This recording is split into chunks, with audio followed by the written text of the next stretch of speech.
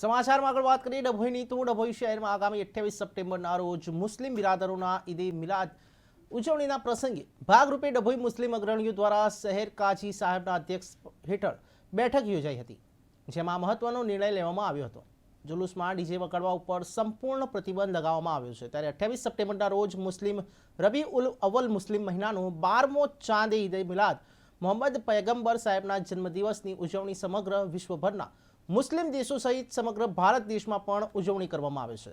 ત્યારે ડભોઈમાં ઈદે મિલાદ નબીના તહેવારની ઉજવણી કરવા માટે ડભોઈ શહેર કડિયા જમાત ખાતા ખાતે શહેર કાજી સૈફુદ્દીન સરના અધ્યક્ષપણા હેઠળ ડભોઈ મુસ્લિમ સમાજના વિવિધ વિસ્તારના અગ્રણીઓ આગેવાનોની એક મીટિંગ યોજાઈ હતી, જેમાં કાયદો અને વ્યવસ્થા સ્વચ્છતા જળવાઈ રહે તેમજ જુલુસ દરમિયાન ડીજે વગાડવા ઉપર સંપૂર્ણ પ્રતિબંધ મૂકવામાં આવ્યો છે।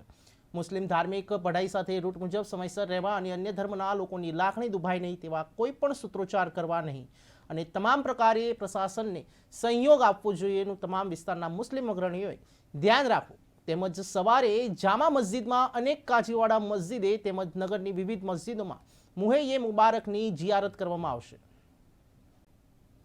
ડભોઈ તાલુકાના કરનાળી અને ચાંદોદ વિસ્તાર ખાતે તાજેતરમાં આવેલા પાણીના પૂરે તબાહી મચાવી નાખી છે। જો કે નદીના નીર ઉતરતા ધારાસભ્ય પ્રશાસનને રજૂઆતના પગલે જિલ્લા કલેક્ટર એબી ગોર પોતાની ટીમ સાથે અસરગ્રસ્ત ગામોની મુલાકાતે આવી પહોંચ્યા હતા। પૂર પીડિત અસરગ્રસ્તોની રજૂઆત સાંભળીને સર્વે કરવાનો ઓર્ડર પણ આપી દીધો છે અને વહેલી તકે સહાય કરવામાં આવશે એવી હૈયા ધારણા આપી છે। તાજેતરમાં સરદાર સરોવર નર્મદા ડેમના પાણી છોડવામાં આવતા ઓરસંગ અને નર્મદા નદીમાં પૂરની સ્થિતિને કારણે ડભોઈ તાલુકાના ચાંદોદ કરનાળી વગેરે ગામોમાં પૂરના પાણીને કારણે તબાહી મચાવી દીધી છે।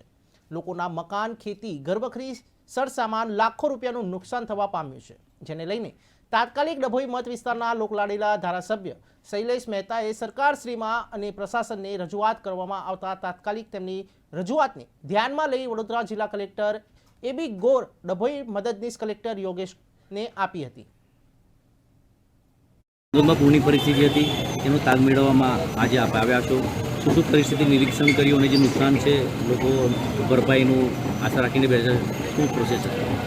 જો જે રીતે નર્મદાના પૂરના કારણે નર્મદા કાંઠાના વડોદરા જિલ્લાના જે ગામોની અંદર પૂરના પાણી પ્રવેશ્યા, જેના મકાનની અંદર પાણી પ્રવેશ્યા અને જે નુકસાન થયું એના તાત્કાલિક અસરથી સર્વે કરવા માટે માનનીય મુખ્યમંત્રીશ્રીએ અમને સૂચના આપી છે। એ સૂચનાના આધારે ગઈકાલે અમે ટીમનું સર્જન કર્યું અને ટીમ દ્વારા ગઈકાલથી સર્વે ચાલુ કર્યું। એ સર્વે આજે પણ ચાલુ છે। એ સર્વેની કામગીરી જોવા માટે હું આવ્યો છું, કારણ કે ચાણોદ, કરનાળી અને બીજા નંદેરિયા આ ત્રણેક ગામોની મેં મુલાકાત લીધી અત્યારે અને લોકોની પણ મુલાકાત લીધી છે। સાથોસાથ એમને જે નુકસાન થયું છે એનો અમે જે અમારા રાહતની જે ગાઈડલાઇન છે એ મુજબ અમે એમને ચોક્કસપણે અમને વળતર આપીશું। બીજું કે કેટલાક લોકોએ પ્રશ્ન કર્યો કે અમારા પાસે પુરાવા જે હતા એ તો બધા પલળી ગયા છે, સપોઝ બેંકની ચોપડી હોય કે આધાર કાર્ડ હોય કે રેશન કાર્ડ હોય, એની કોઈએ ચિંતા કરવાની જરૂર નથી। અમે તમારું મકાન નંબર અમને ખ્યાલ છે, મકાન નંબર સપોઝ મિસ્ટર એક્સ છે, આ મકાન નંબર છે એ રહે છે એટલું પૂરતું છે।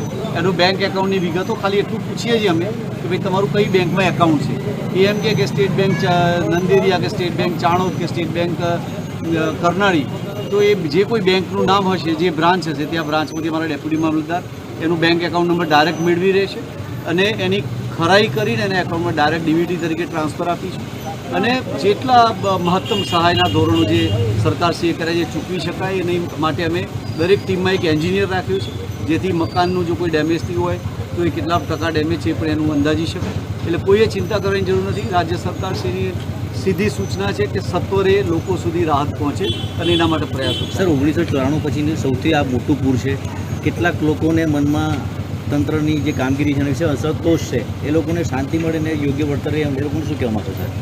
હું બધાને ખાતરી આપું છું કે આ એક ફ્લેશ ફ્લડ હતું।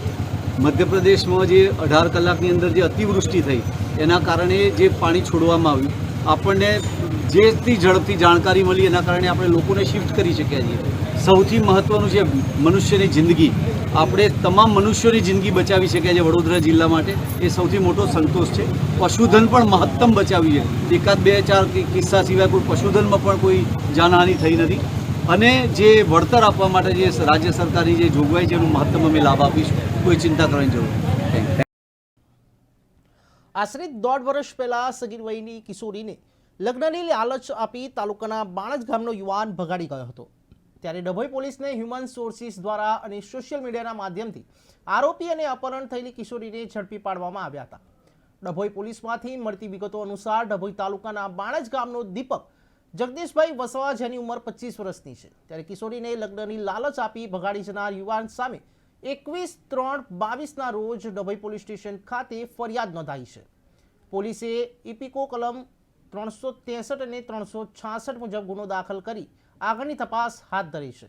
જિલ્લા પોલીસના ઉચ્ચ અધિકારીઓની સૂચના મુજબ ડભોઈ પીઆઈ એસજે વાઘેલાના માર્ગદર્શન હેઠળ અલગ અલગ ટીમ બનાવી પરિણામલક્ષી કામગીરી કરવા ડી સ્ટાફ પોલીસને કામગીરી સોંપવામાં આવી હતી। ત્યારે પોલીસે હ્યુમન સોર્સિસ દ્વારા અને સોશિયલ મીડિયાના માધ્યમથી વડોદરા શહેર સોમા તળાવ પરિવાર ચોકડી ભૈરવનગર ખાતેથી ભાડાના મકાનમાં રહેતા સતત આરોપી ઉપર વોચ રાખી બીજા પોલીસ સ્ટાફના કર્મચારીઓ સાથે રાખીને દીપક વસાવાને ઝડપી પાડ્યો છે અને અપહરણ થયેલા કિશોરી તથા આરોપીને શોધી કાઢવામાં સફળતા મળી છે। ત્યારે પોલીસે તેની સામે આગળની કાર્યવાહી હાથ ધરી છે।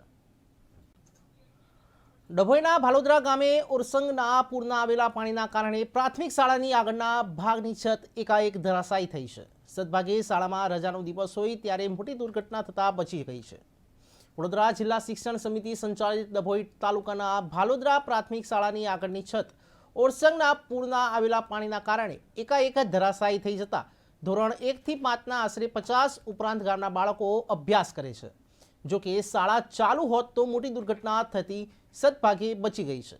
જો કે રજાનો દિવસ હોવાથી બાળકો અભ્યાસ અર્થે ગયા ન હતા, જેથી મોટી દુર્ઘટનામાંથી બચી જવા પામ્યા હતા।